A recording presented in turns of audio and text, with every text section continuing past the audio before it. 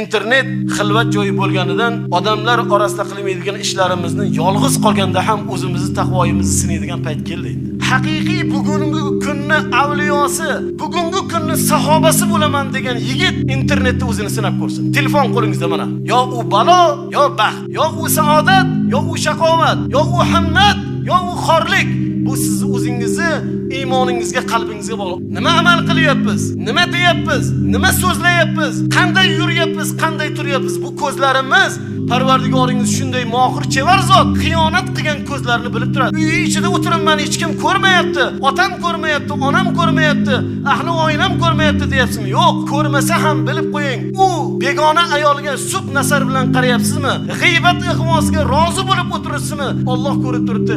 Albatta uni farzandidan buzuq chiqadi. Nega? Buzuqlikka rozi bo'lib, xursand bo'lib tomosha qilib o'tirganligi uchun uni avlodidan faqat buzuqlar chiqadi.